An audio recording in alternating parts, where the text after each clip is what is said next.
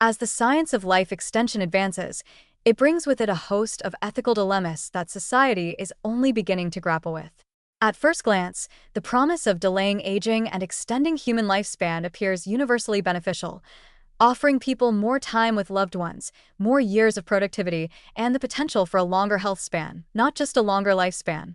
But beneath this appealing surface lies a deeper, more uncomfortable question: who will actually benefit from these breakthroughs? And perhaps more fundamentally, who gets to decide which lives are worth extending? History offers a cautionary tale. Technological and medical advances rarely roll out evenly across society. From organ transplants to early cancer screenings to precision therapies, access tends to favor the wealthy, the well-insured, and those in higher socioeconomic strata. If anti-aging treatments, whether through gene editing, stem cells, NAD+ boosters, or psychedelics, come with a high price tag, they may widen an already vast health and longevity gap. In that future, aging itself could become a new axis of inequality, the affluent living longer, healthier, and more productive lives, while the poor continue to die younger, often from preventable conditions. This disparity raises an uncomfortable but necessary question: should life extension be treated as a right or a luxury? If we frame aging as a disease to be treated, then access to those treatments becomes a question of health equity. But if it's marketed as an elective enhancement, like cosmetic surgery or nootropics, then it's likely to be reserved for those who can afford it. The consequences of that distinction are enormous. A society where the rich can routinely add decades to their lives while others struggle to afford insulin or basic healthcare risks becoming not only biologically unequal, but politically unstable. Moreover, this technology could affect more than just who lives longer. It might also shape how we perceive which lives are worth extending. There is a danger that economic productivity, cognitive function, or youthfulness will become the unofficial criteria by which life is valued. What happens when a person with disabilities, dementia, or low socioeconomic status is deemed less eligible for life-extending therapies, either due to cost or biased assumptions about quality of life?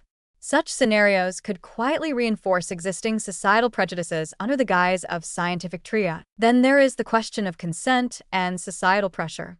If life-extending therapies become widely available but culturally expected, those who opt not to participate, either for philosophical, religious, or financial reasons, may face social or professional disadvantages. In a world where aging is increasingly optional, will people be stigmatized for aging naturally? Could insurance companies penalize those who don't participate in anti-aging compliance? These are not science fiction concerns, they are echoes of ethical debates already playing out in fields like gene editing, fertility medicine, and enhancement drugs. Another layer to this ethical puzzle is environmental and demographic. As longevity increases, so too will the global population, especially in aging societies where birth rates are falling. This shift could stress already fragile ecosystems, pensions, food systems, and intergenerational dynamics. If people live 30 years longer but continue to retire at 65, who supports the growing elderly population? Or conversely, if people remain active into their 90s, how do we make space, socially, professionally, politically, for younger generations? Life extension may solve individual problems while creating complex collective ones. Yet, it's important to acknowledge the immense positive potential as well. If anti-aging treatments become accessible, they could dramatically reduce the burden of age-related diseases like Alzheimer's, osteoporosis, and cancer. People could remain independent longer, reducing strain on families and healthcare systems. Longer healthy lives might foster more wisdom, stability, and long-term thinking in society. Grandparents could help raise great-grandchildren. Careers could evolve over longer timelines. Cultural knowledge could be preserved in new ways. These aren't just medical benefits, they're deeply human ones. The key is how we choose to distribute and frame these advances. Public policy can play a vital role in shaping a more just path forward. Governments could invest in subsidized longevity treatments, ensuring they're available through public health systems. International bodies could establish ethical guidelines, promoting global equity rather than technological elitism. Philanthropic and academic institutions can push for open-source research, keeping critical innovations out of the hands of profit-driven monopolies. Education, too, is essential to equip people with the knowledge to make informed decisions about their aging and health. Ultimately, the ethics of life extension are less about what we can do than what we should do. We stand at a crossroads where biology meets values. Extending life must go hand in hand with expanding empathy, inclusion, and fairness.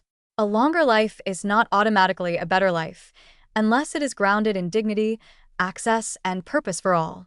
In a world where science is on the cusp of redefining human aging, it's not just the biology of longevity we must master, but its morality.